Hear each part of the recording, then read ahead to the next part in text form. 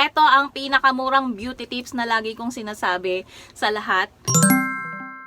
Hi everyone! This is Pel Ann here and welcome back to my channel. Parang ang tagal ko nang hindi nasabi itong intro na to, no? Parang ngayon na lang ulit ako gumawa ng vlog for YouTube. It's been a while, so hey, I'm back. For today's video, we were going to talk about the beauty tips I wish I knew when I was a teenager. Yun, pag-usapan natin yung mga beauty tips na sana alam ko na nung teenager pa ako, and pwede na rin tong maging tips para sa mga teenager out there. So if you want to know, just keep on watching. So bago natin simulan itong video na to, ayan, mag-subscribe muna kayo dyan sa baba and i-hit nyo yung notification bell para lagi kayong updated every time meron akong bagong videos.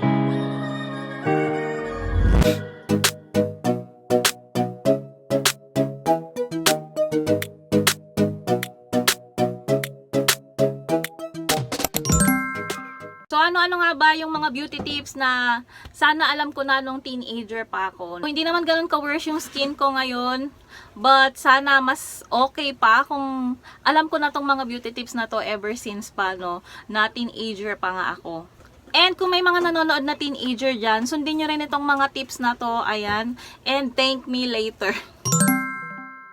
So, number 1, sunscreen is your best friend.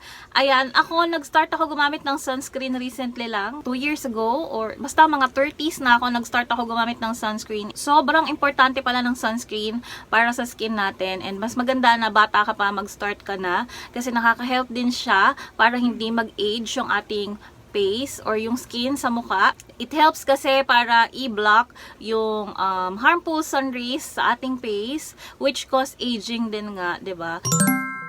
Number 2, skincare over makeup, no? So, mas mag-invest ka sa skincare kesa sa makeup. Pinaka-the best pa rin yung maganda at healthy yung skin mo to the point na halos hindi mo na kailangan ng makeup. So, mas mag-invest ka sa skincare over makeup. Pero kung teenager ka pa naman, medyo bata ka pa, hindi mo kailangan ng ganun karaming skincare, ha? Just know what your skin needs and alagaan mo lang ng maigi yung skin mo. Number 3, never sleep with makeup. Wag na wag kayo matutulog sa gabi na naka-makeup. Wag na wag niyong kakatamaran ang maghilamos sa gabi bago matulog. Kahit hindi ka naka-makeup, kahit galing ka lang sa school or sa maghapon na araw mo, talagang every night dapat nagwa-wash tayo ng face bago tayo matulog.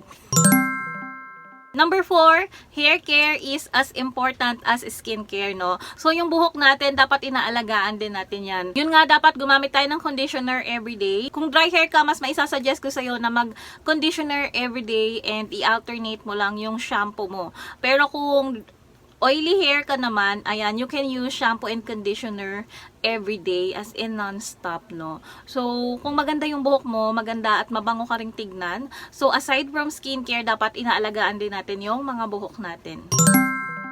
Number 5, skins are not the same. So, hindi porket nakita mong okay sa iba, is pa pwedeng okay din sa'yo, no? What works for me might not works for you, and what works for you might not works for me. So, not just because nakakita ka ng product sa iba and it works well for them, susubukan mo na rin and aasahan mo na magiging maganda rin ang epekto nito sa'yo, no? So, be mindful pa rin sa mga products na ginagamit natin, no? Ang the best dyan is alamin mo kung ano ba yung skin type mo. Hindi lahat ng nag-work sa iba is maaaring mag-work din sa'yo. Number 6, eto ang pinakamurang beauty tips na lagi kong sinasabi sa lahat. Hindi mo kailangan mag-spend ng mahal.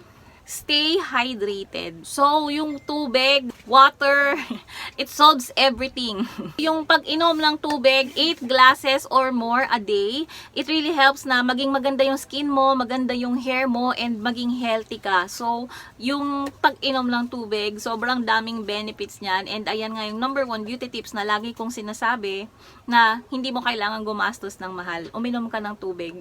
Gaganda yung skin mo, gaganda yung hair mo, gaganda yung buong health mo. I think water solves everything. But above all this, self-confidence is the best beauty secret. No beauty routine can outshine the power of self-confidence. Believe in your unique beauty and it will radiate from within.